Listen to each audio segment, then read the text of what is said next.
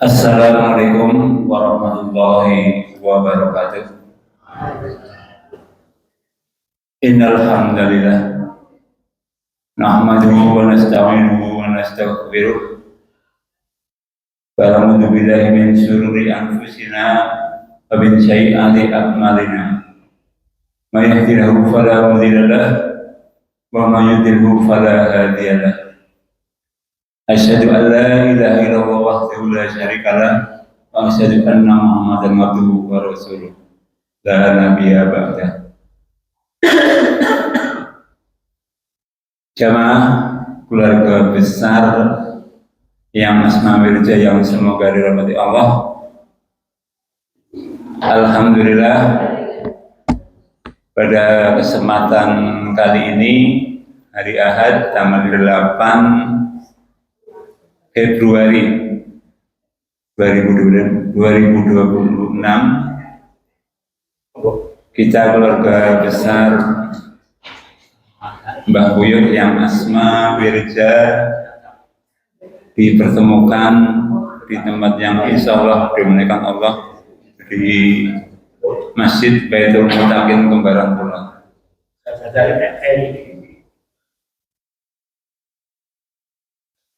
Sebelumnya kami menyampaikan jazakumullah khairan katsira kepada Bapak Ibu semua jamaah yang hadir di sini, sekaligus permohonan maaf bila mana kami dalam menyediakan sarana dan prasarana ada hal-hal yang kurang berkenan di hati Bapak Ibu semuanya.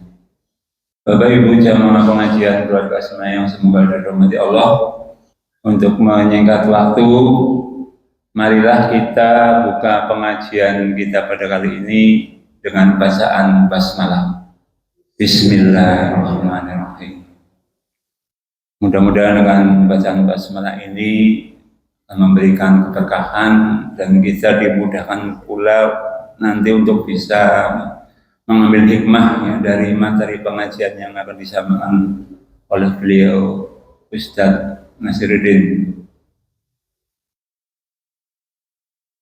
Acara selanjutnya yaitu pembacaan ayat suci Al-Quran dan terjemahannya.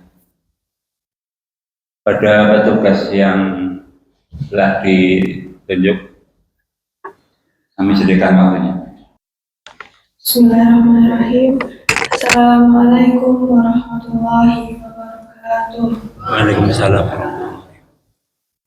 A'udzu billahi minasyaitonir rajim. Bismillahirrahmanirrahim.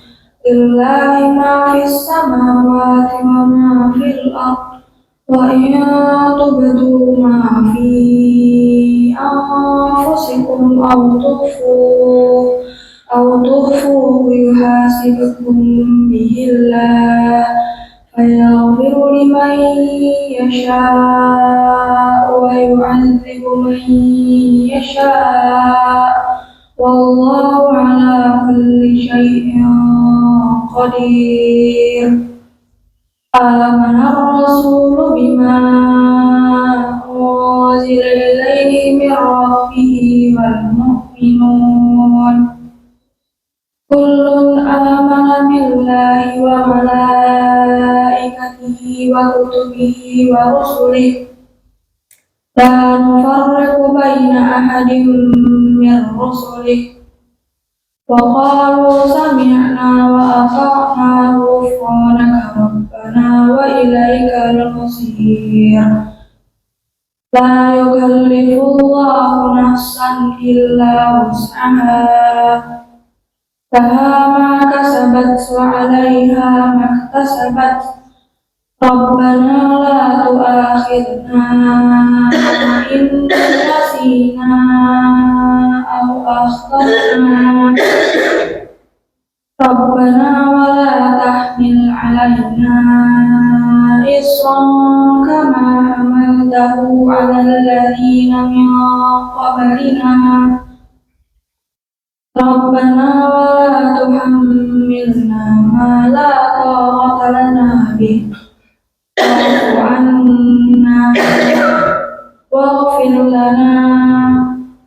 وارحمنا وأنت مولانا وانصرنا على القوم الكافرين اللهم ارحمنا بالقرآن.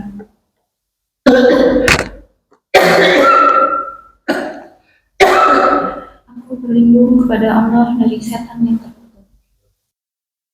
Demi nama Allah yang Maha Pengasih, Maha Penyayang. Milik Allah lah apa yang ada di langit dan apa yang ada di bumi. Jika kamu nyatakan apa yang ada di dalam hati atau kamu sembunyikan, niscaya Allah memperhitungkannya tentang perbuatan itu bagimu. Dia mengampuni siapa yang Dia kehendaki dan mengazab siapa yang Dia kehendaki. Allah Maha Kuasa atas segala sesuatu. Rasul Muhammad beriman kepada apa yang diturunkan kepadanya, Al-Quran dari Tuhannya. Demikian pula orang-orang yang beriman. Semua beriman kepada Allah, malaikat-malaikatnya, kitab-kitabnya, dan rasul-rasulnya. Mereka berkata, kami tidak membeda-bedakan seorang pun dari rasul-rasulnya. Dan mereka berkata, kami dengar dan kami taat. Ampunilah kami, ya Tuhan kami, dan kepadamu tempat kami kembali. Allah tidak membebani seseorang melainkan sesuai dengan kesanggupannya. Dia mendapat pahala dari kebajikan yang dikerjakannya, dan dia mendapat siksa dari kejahatan yang diperbuatnya. Mereka berdoa, ya Tuhan kami, janganlah Engkau hukum kami jika kami lupa atau kami melakukan kesalahan. Ya Tuhan kami, janganlah Engkau bebani kami dengan beban yang berat, sebagaimana Engkau bebankan kepada orang-orang sebelum kami. Ya Tuhan kami, janganlah Engkau pikulkan kepada kami apa yang tidak sanggup kami memikulnya. Maafkanlah kami, ampunilah kami, dan rahmatilah kami. Engkaulah pelindung kami, maka tolonglah kami menghadapi orang-orang kafir. Allah rahmatilah kami dengan Al-Quran. Assalamualaikum warahmatullahi wabarakatuh. Waalaikumsalam. Jazakumullah khairan katsira. Ada Najjar dan Bia ya telah membacakan ayat suci Al-Quran dan terjemahannya, dan semoga yang kita yang termasuk mendengarkannya mendapatkan hikmah dan pahala yang besar di sisi Allah Ta'ala. Ya, sebelumnya juga mohon maaf tadi saya lupa menyampaikan kalau khairan katsira kepada beliau Ustadz Nasiruddin yang alhamdulillah ya pada kesempatan kali ini beliau sudah hadir ya di tengah-tengah kita, dan menyingkat waktu selanjutnya langsung ke hikmah dari pengajian keluarga besar Asma Wirja. Waktu dan tempat saya haturkan kepada beliau Ustadz Nasiruddin. Bismillahirrahmanirrahim. Assalamualaikum warahmatullahi wabarakatuh. Waalaikumsalam. Alhamdulillahirabbil alamin. Alhamdulillahilladzi anzala sakinata fi qulubil mu'minin liyazdadu imanan ma'a imanihim. Walillahi junudus samawati wal ardi wa kana Allahu aliman hakiman. Asyhadu an la ilaha illallah wahdahu la syarika lah wa asyhadu anna Muhammadan abduhu wa rasuluh. Allahumma salli wa sallim ala nabiyyina al-karim sayyidina wa maulana Muhammadin wa ala alihi wa ashabihi ajma'in. Rabbi shrah li sadri wa yassir li amri wahlul 'uqdatam min lisani yafqahu qawli. Subhanaka la ilma lana illa ma 'allamtana innaka antal alimul hakim. Keluarga besar Bani Asma Wirja yang saya hormati, wabil khusus kepada para kesepuhannya, para alim alamahnya yang hadir pada siang hari ini, Bapak Ibu sekalian rahimakumullah. Puji syukur hadirat Allah Subhanahu wa taala, pada pagi hari ini kita sekalian masih diberikan kesehatan dan juga nikmat iman Islam, merupakan dua kenikmatan dunia akhirat, di mana puncak kenikmatan dunia itu adalah sehat dan puncak nikmat akhirat adalah iman. Karena dua-duanya ini akan membawa hidup menuju bahagia. Dan tujuan hidup manusia pada dasarnya itu adalah bahagia. Kalau ada yang tujuannya kaya, sekedar kaya, ya bukan bahagia, itu sebenarnya tujuan yang keliru. Karena kaya tidak identik dengan bahagia, karena banyak orang kaya tetapi tidak bahagia. Harta memang dibutuhkan untuk menjadi penopang daripada kebahagiaan. Tapi kalau hanya sekedar bahagia, sekedar kaya, maka banyak kisah bahwa banyak orang kaya hidupnya menderita. Bahkan saya ada di daerah saya, ya, kalau dulu dia kayaknya orang paling kaya. Rumahnya tingkat sementara yang lain masih reot. Tapi tragis, akhir hayatnya malah dia gantung diri dari tingkat, ya. Jadi tangganya itu dikasih jarit lalu nyangkut di leher, ya. Artinya kalau sekedar kaya dia sudah cukup, mungkin orang punya nomor, ya, kalau di nomerator kekayaannya, tapi untuk bahagia ternyata belum cukup. Artinya kaya itu bukan simbol bahagia. Cuman hari ini kebanyakan orang itu mengejar kaya, lupa bahagia, ya. Maka banyak orang yang usaha keras untuk jadi kaya, tiap minggu plesir, tapi statusnya saya plesir bukan karena bahagia, tapi plesir karena membuang stres katanya, ya. Nah, stres itu kan sebenarnya bukan simbol bahagia, ya. Stres itu adalah simbol hidupnya tidak bahagia. Jadi akhirnya dia lelah mencari uang, dikira bahagia, akhirnya uangnya habis untuk membuang stres, jadi mencari bahagia, ya. Maka benar kata bahagia adalah tujuan hidup manusia. Bahagia di dunia kalau kita hidupnya sehat, ya, diberikan karunia sehat sama Allah, itu sungguh kebahagiaan yang luar biasa. Karena kalau sakit maka dunia apapun bentuknya menjadi tidak bermakna, ya.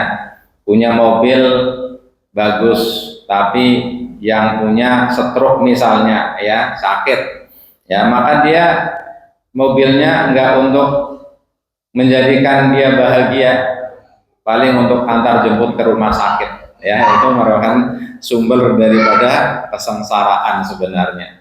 Maka Bapak Ibu, kalau kita diberi sehat, maka bersyukurlah, berbahagialah, karena itu sebenarnya nikmat puncak. Kalau ada sekian juta nikmat, maka urutan nomor satu itu bukan kaya, bukan jabatan, tapi nomor satu itu adalah sehat. Yang lain akan menjadi nol kalau sehatnya hilang, ya. Nomor satu, angka satunya dari sejuta nikmat itu, angka satunya itu adalah kesehatan, ya. Yang lain itu nol. Kalau satunya hilang, maka yang lain tidak bernilai, namanya juga nol, ya. Belum bisa disebut nilai apa, ya, daripada nol, ya. Tapi meskipun nikmatnya cuma 100 atau 10, asal ada angka satunya, ya, maka dia bisa disebut sebagai nilai, ya, karena angka satunya pengaruhnya luar biasa. Begitu juga dengan nikmat iman, bahwa nikmat iman ini merupakan simbol bahagia di akhirat. Bahkan orang-orang kafir saja itu iri ketika di dunia tidak menjadi orang muslim, ya. Dalam surah Al-Hijr ayat 1, ya, kata Allah, rubama yawaddul ladzina kafaru law kanu muslimin. Orang-orang kafir itu berandai-andai ketika sudah di neraka jahanam, andaikan dulu ketika di dunia dia menjadi muslim, ya. Maka nikmat terbesar dalam urusan akhirat itu kita menjadi muslim, dan itu harganya sangat mahal. Allah Subhanahu wa taala akan memberi pesan, wala tamutunna illa wa antum muslimun. Janganlah mati kecuali kalian dalam keadaan muslim. Karena kalau nggak muslim, maka kita akan menderita di kampung akhirat, di negeri akhirat. Dan penderitaan di akhirat itu sangat dahsyat dan berkelanjutan, tidak ada batasannya. Kalau di akhirat menderita, maka penderitaan di dunia itu nggak ada apa-apanya. Kalau di akhirat menderita, maka kemewahan dunia, kesenangan dunia, maka itu tidak ada apa-apanya. Ada satu riwayat ketika orang paling mewah, paling suka, paling gembira, paling bahagia hidupnya di dunia, dibawa ke akhirat supaya nyemplung ke neraka, maka otaknya langsung gila, langsung lupa. Ditanya, pernahkah engkau bahagia? Belum pernah. Sengsaranya luar biasa. Neraka itu bisa melupakan orang dari kehidupan yang dulu di dunia dia bahagia. Begitu juga ketika masuk surga, ya, orang paling sengsara di dunia dikasih surga, maka dia lupa dengan sengsaranya dunia. Maka tujuan kita pada dasarnya adalah ketika di akhirat nanti kita selamat dari siksa neraka. Ya, tujuannya ya supaya kita itu selamat, karena siksa neraka itu hukuman yang tidak ada dunia duanya. Di dunia itu nggak ada hukuman sesadis hukuman di neraka. Hukumannya paling keras, ya, dan panjang. Dalam Al-Quran disebutkan, innal yawma inda rabbika ka'alfi sanatin mimma ta'udun. Satu hari di sisi Allah besok itu nilainya itu seperti 1000 tahun dari hari-hari dunia. Ya, kalau di sana dihukum sebulan saja, nggak usah lama-lama, tinggal kalikan, ya, 1 tahun gitu ya. Berapa itu? Ka'alfi sanatin, 1000 tahun daripada kehidupan dunia. Maka kita diajarkan sama Rasulullah untuk berdoa, Rabbana atina fid dunya hasanah wa fil akhirati hasanah wa qina adzaban. Tujuan doa itu ya adalah bahagia, ya.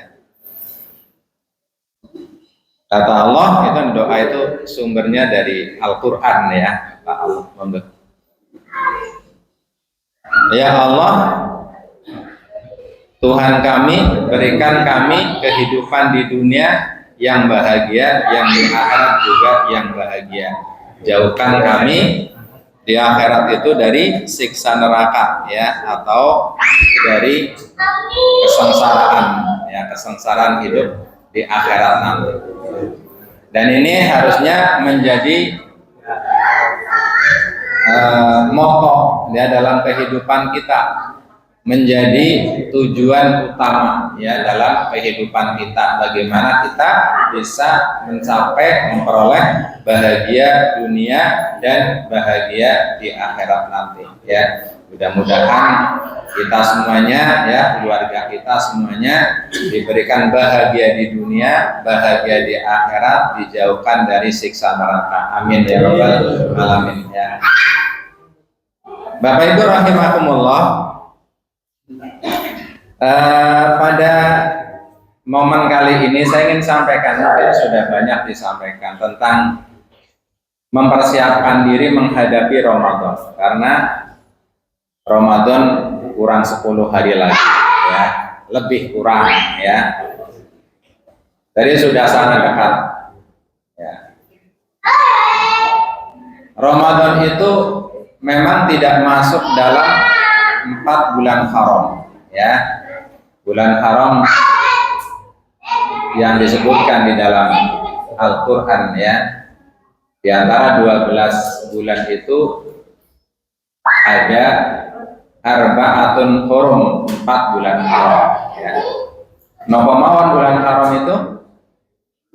Dzulqa'dah, Dzulhijjah, Muharram, dan satunya Rajab ya, Rajab. Jadi Ramadan itu nggak masuk ternyata di bulan haram itu. Akan tetapi nilai dari bulan Ramadan itu sangat luar biasa. Jadi orang Islam itu sangat menunggu datangnya bulan Ramadan. Kalau bulan yang 4 malah kadang-kadang lupa. Ya, Ramadan ini tamu yang paling ditunggu. Kira-kira karena ada apanya Ramadan sangat ditunggu? Mungkin karena ada badanya.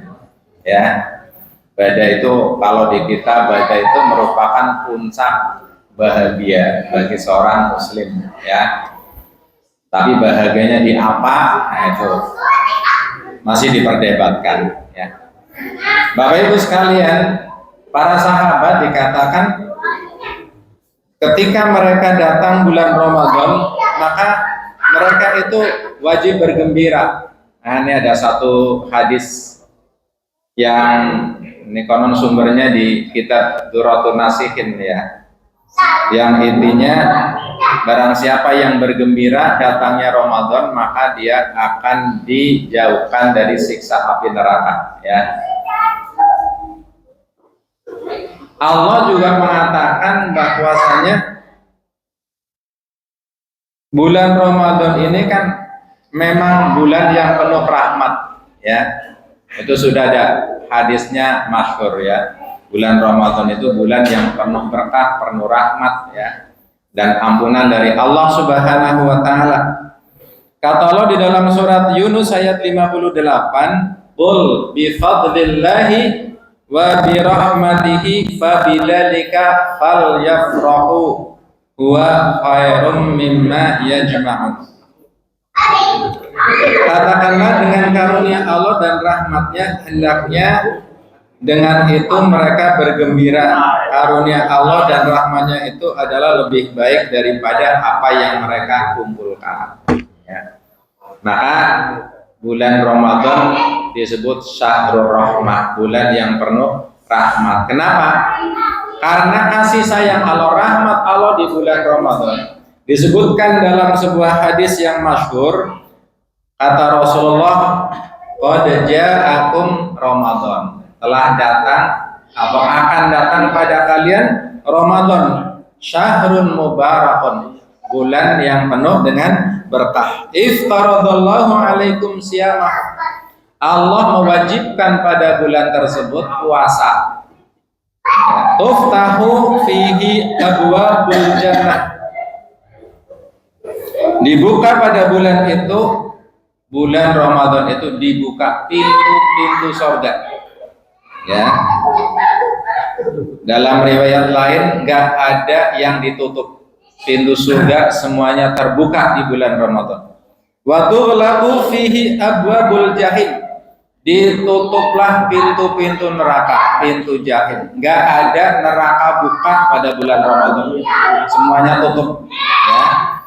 Kemudian kata Nabi, wa tughallu fihi syayatin, dibelenggu pada bulan tersebut para setan-setan ya.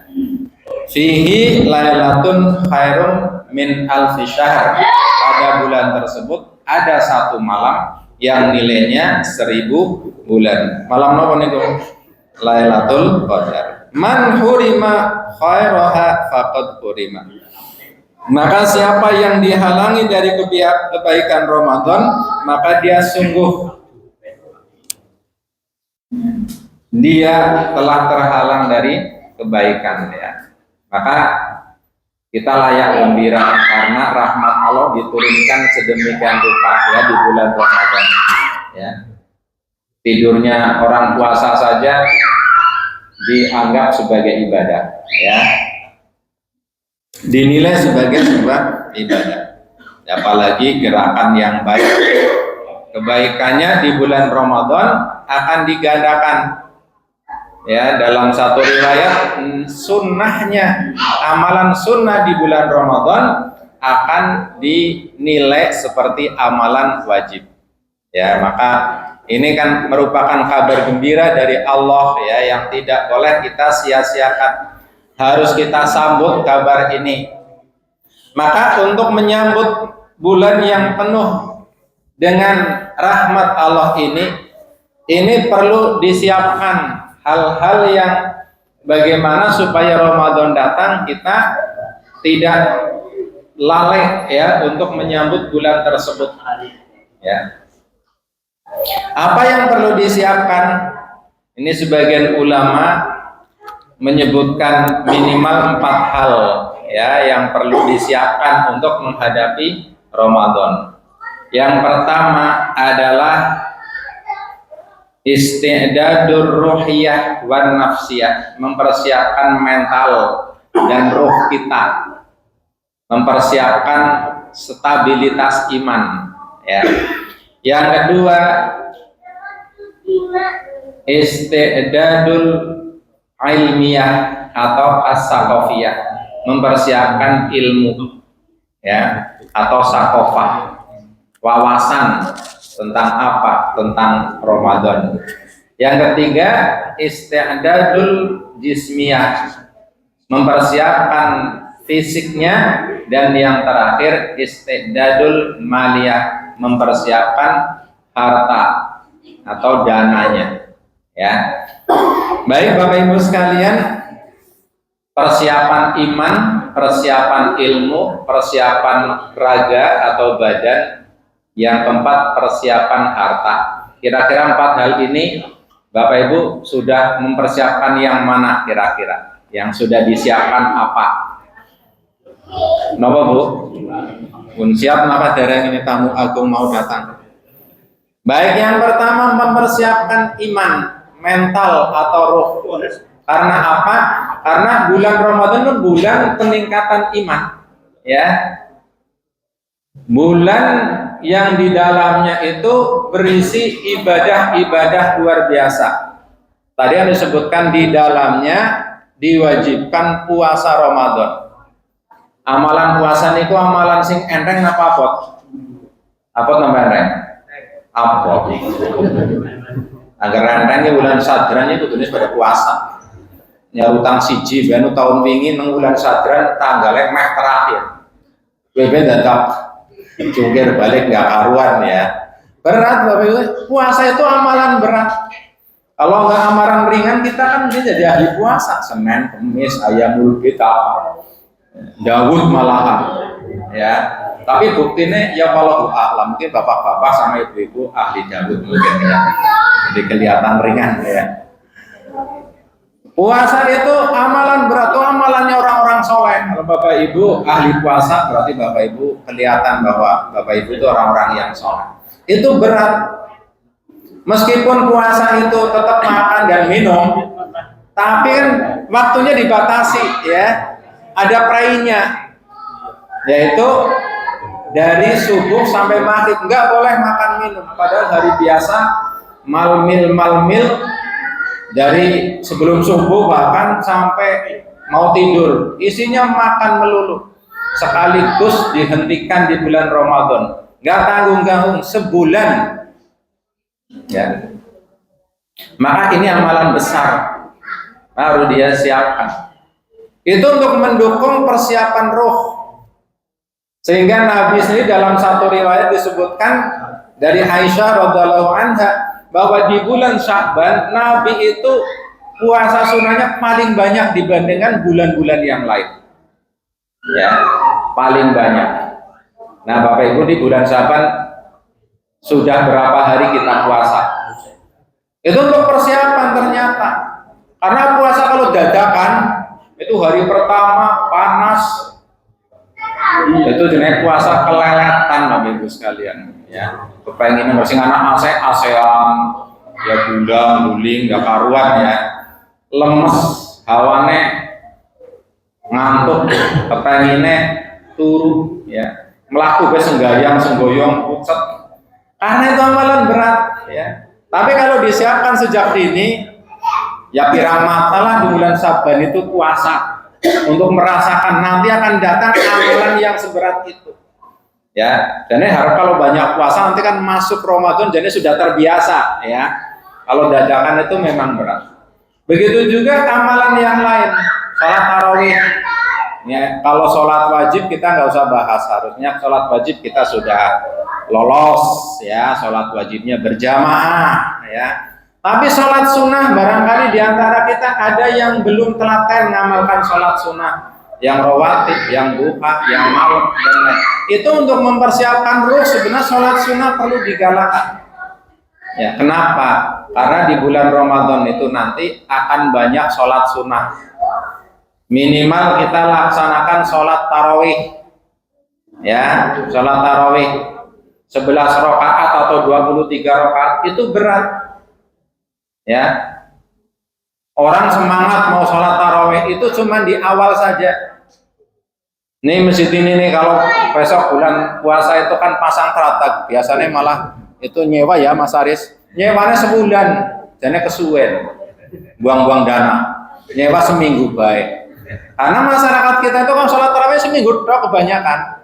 Kalau sudah bubar seminggu itu ya cuma penduduk asli masjid yang biasa hadir di masjid, yang lain udah minggir. Hilang separuh, berat Bapak Ibu sekalian.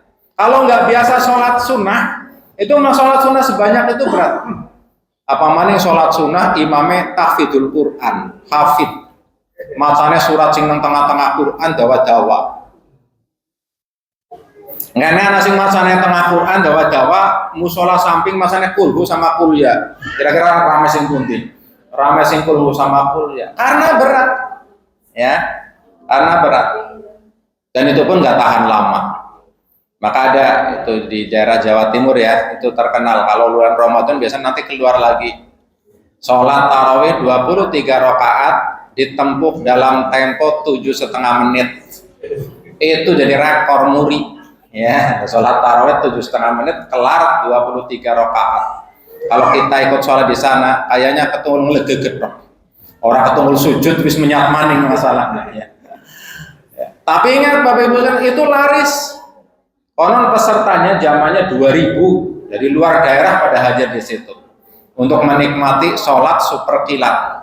Ya, berat memang ya. Berat. Kalau tidak disiapkan dari sekarang, nanti jangan-jangan kita gagal untuk bisa melaksanakan sholat sunnah yang istimewa. Apa istimewanya? Ya sholat sunnah tarawih itu kan adanya di bulan Ramadan, di luar itu nggak ada tarawih. Ya. Yang kedua, sholat tarawih kata Nabi, man qoma ramadhana imanan wa ihtisaban ghufira lahu ma taqaddama min dzambi. Siapa yang sholat tarawih atau qiyam Ramadan, menghidupkan malam Ramadan karena iman dan mengharap pahala dari Allah, diampuni dosa-dosanya yang sudah lalu. Itu kan berarti istimewa. Sholatnya banyak, mungkin belum pernah kita lakukan di luar bulan Ramadan. Di bulan Ramadan kita lakukan itu dan berjamaah.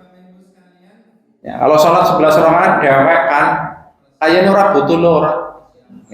Misalnya sholat malam 11 rakaat dewek kan selain di Ramadan, kayaknya ora butuh ora. Itu dengkul bisa gemeter, ya. Tapi di bulan Ramadan itu mbok ngantuk kayak apa? Karena kayak kancane semangat, udan itu aja mangkat. Ini khususnya ibu-ibu. Kalau bapak-bapak sih biasanya agak sing prai. Rudan ya. Kalau ibu-ibu, wah udan gelati payung. Wah langkah payung bisa ngambek kalau ibu-ibu mau sholat taraweh. Ya. Sajadahnya aja nggak dibawa pulang. Tuh nama masjid tembok nggoni wong sejen. Ya. Karena memang asik. Bang tempat saya ada sholat tarawih, saking keseleng ngantuk itu dulu pembatasan pakai kayu setengah badan, itu kayunya pasti rubuh tertabrak. Saking semangatnya sholat tarawih, ngantuk-ngantuk delakoni, saking senggoyongan orang sadar nabrak pembatas itu, pembatas ini ya laki-laki perempuan yang dari kayu dulu itu ya, sampai jungkir itu ya, kaget ya para jamaah, apa kayak dikira pingsan ternyata ngantuk ya. Dan yang ngantuk nggak boleh sholat itu ya, apa tidak boleh melaksanakan sholat dulu, baiknya tidur dulu sampai ngantuknya hilang. Nah, orang khusyuk orang sholat sambil ngantuk. Tapi ada orang sholatnya khusyuk tapi jadi kelalen rokangate, dan aneh ya. Sholat khusyuk kelalen rokangate, anggar sholat ngantuk kelalen macane ya. Proporsional. Begitu juga dengan amalan-amalan ruh yang lain, ya, baca Quran, sedekah, itu amalan istimewa di bulan Ramadan. Hendaknya disiapkan sebelum masuk Ramadan, dibiasakan. Ya, infak, bendina, latihan infak, mangewu, apa saketewu. Nanti Ramadan kita sudah terbiasa. Sudah di sini sudah terpatri infak kan gitu ya. Karena infak Ramadan itu kan luar biasa ya. Memberi makan orang puasa di bulan Ramadan pahalanya bisa berlipat ganda. Satu orang kita beri buka, maka kita dapat pahala 2. Puasa kita dan puasa orang yang diberi buka. Itu tidak ada pahala diobral seperti itu kecuali di bulan Ramadan. Ya, maka siapkan diri dari sisi ruhiyah ya. Yang kedua, menyiapkan diri dari sisi ilmiah atau sakofah. Ilmu. Ini sebaiknya sebelum Ramadan kita ngaji dulu ilmu tentang puasa. Kita buka-buka lagi ilmu tentang puasa supaya nanti masuk Ramadan kita sudah tidak ragu-ragu lagi. Puasa kita harapannya diterima sama Allah. Paling tidak puasa kita sah menurut syariat ya. Ilmu itu kan untuk menukar ya, mengukur sah atau tidak sah. Ya, kalau diterima tidak diterima sih wallahu a'lam ya. Tapi paling tidak sah apa tidak sah itu di ilmu. Banyak yang mungkin belum paham. Kalau ibu-ibu puasa jangan. Biasanya dicicipin apa mboten? Dicicipin mboten, Bu? Bulan puasa jangan. Dicicipin apa mboten? Mboten nggih. Kenapa mboten cicipi? Lagi puasa ya kan alasannya. Tapi coba dilihat dari syariat, dari hukum nyicipi jangan lagi puasa. Boleh apa tidak? Boleh. Tapi nyicipin itu ada ilmunya. Dulu waktu kecil ya, waktu kecil itu biung saya puasa. Saya kan masih kecil tapi sudah puasa. Anggar masak jangan itu saya yang suruh nyicipi. Nah, saya tahu nyicipi itu polik orang batangnya puasa, tapi salah paham. Nyicipi sepucuk sendok, kepriwe rasanya kurung asin. Nah, akhirnya sogo yang maning, jajal cicipi maning bisa lagi habis asin. Sebenarnya asin dan tidak asin itu ya sudah benar, karena nyicipi itu ya untuk mengukur rasa, wis asin apa urung asin, wis enak apa urung enak gitu. Itu boleh. Tapi agar ilmunya salah puasanya bisa batal karena saya cicipi terus terkelek. Sebenarnya yang membatalkan puasa itu nyicipi, tapi ngelek itu loh cicipannya itu. Sepucuk sendok itu cicipi terus gelek. Itu batal puasanya, harusnya nggak gelek. Ya apa? Dilepeh ya dibuang ya. Cicipi itu harus kerasa, dibuang aturnya. Itu ternyata ada ilmunya. Anak tempat saya musafir dari sini ke Surabaya. Kata bosnya, musafir dia oli orang puasa. Apa iya? Iya.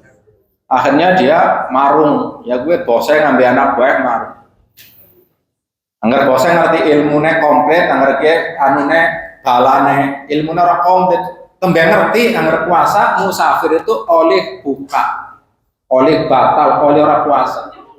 Tekan gede, tekan tua, orang disarutangi puasane. Jadi kur oleh madang gitu ya. Jadi musafir oleh buka. Tapi ilmunya kan orang komplit. Aslinya musafir itu ya oleh batal puasanya. Tapi kan kudu nyarutang itu ilmunya. Ngertinya kayak oleh buka tok, oleh batal tok, oleh madam tok. Tapi orang kon nyarutang jare-jare. Ya seger teman ya. Musafir bendina ya di bulan Ramadan. Maka itu ilmunya. Artinya ilmu tentang puasa ini yang perlu dikaji ulang. Ya, dikaji ulang ya.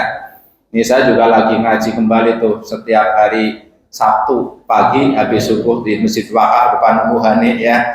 Ini ada kajian materi tentang babus siam, bab tentang puasa ya. Karena ini ayatnya bagi kita puasa itu ilmu tahunan ya, sehingga perlu dikaji kembali, dikaji ulang. Yang ketiga adalah mempersiapkan fisik kita. kesehatan badan kita. Kenapa? Karena puasa itu butuh fisik yang prima, ya. Kata Allah, "Faman kana minkum maridun aw ala safarin fa iddatum min ayyamin ukhra."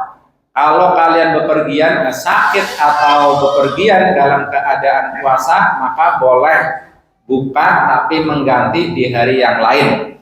Nah, kalimat ini menjadikan orang kalau sakit bulan puasa boleh tidak puasa, musafir boleh buka. Tapi para ulama menganjurkan kalau musafir tapi kuat puasa sebaiknya puasa. Wa antasumu khairul lakum. Ya, puasa itu lebih baik bagi kalian. Kenapa? Karena tadi nyarutannya rekasa. Ya, jadi kon puasa baik agar kuat. Tapi musafir itu nggak bisa hilang. Ya, artinya kata-kata musafir itu nggak bisa hilang. Ya. Karena ada yang mengatakan dina kaya dia musafir wis hilang. Kemarin Jogja numpak mobil anak asene kan ya orang kencot ya orang ngelak ya puasa baik. Tapi nggak boleh dihilangkan. Karena gue kan numpak mobil AC, beda. Sing maring kene Jogja numpak kolsowak, panas-panas. Kalau ke Jogja itu boleh buka di tengah jalan, karena itu jarak safarnya sudah kena. Ya, tapi kalau puasa terus boleh, lebih baik. Jadi bukan wajib musafir itu wajib batal, bukan. Tapi boleh, ya kebolehannya. Begitu juga orang sakit. Artinya kalau puasa dalam keadaan tidak sehat, maka puasanya akan terancam, ya, nggak enak lah kalau puasa dalam keadaan tidak sehat. Maka mulai hari ini ya kita jaga kesehatan. Mungkin makanan-makanan yang membuat penyakit-penyakit kita jadi pada tumbuh, berkembang, sensitif gitulah ya, itu hendaknya dihindari, dijaga ya. Misalnya saya darah tinggi, ini ada sate. Kalau sate darah tingginya kumat, nah, itu ya dihindari dulu ya. Makan satenya besok saja habis Lebaran. Ya ditunda ya, karena khawatir nanti kalau Ramadan datang dalam keadaan sakit, ya darah tinggi 3 hari di rumah sakit itu tidak puasa, nanti berat lagi nyarutannya. Yang terakhir mempersiapkan harta, ya. Kenapa ini penting? Karena di Ramadan ini umumnya pengeluaran dapur itu lebih besar dibandingkan bulan lain. Gini apa mbak? Biasanya kalau di non Ramadan 50.000, ini bulan Ramadan bisa 100.000, naik 100% ya, atau 70.000 itu ada kenaikan. Padahal makan cuma 2 kali, itu saja waktunya nggak enak makan. Namanya sahur kan nggak enak makan, waktu nggak enak makan. Tapi Bapak Ibu sekalian, kalau malam 1 Ramadan, saya pernah itu ya. Marin gama yang sing jenenge ayam goreng wis entong kabeh maghrib. Jarang gue buka. Gue sahur. Sahur pertama itu ngok lawa ayam goreng, sate goreng apa itu rasanya tetap belum enak ya.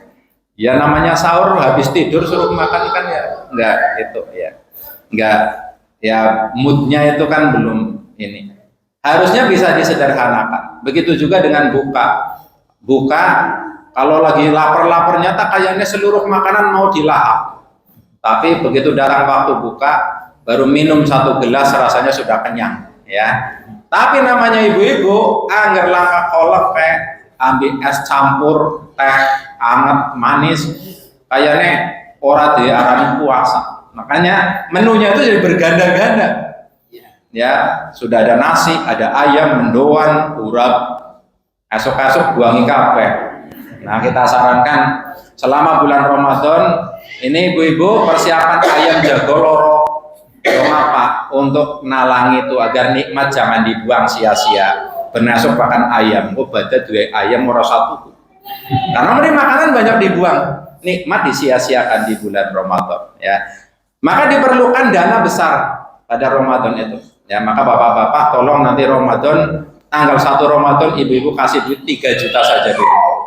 Untuk persiapan dapur 1.000 sedina aja 10 juta orang tekan baca orang 3 juta disit kok ngarep baca Pak Iman 3 juta insya Allah aman gitu ya, insya Allah aman ya, karena budaya kita masih begitu ya, puasa banyak makanan tapi banyak dibuang. Angger bada banyak baju pakaian padahal dipakai cuma 1-2 kali saja ya.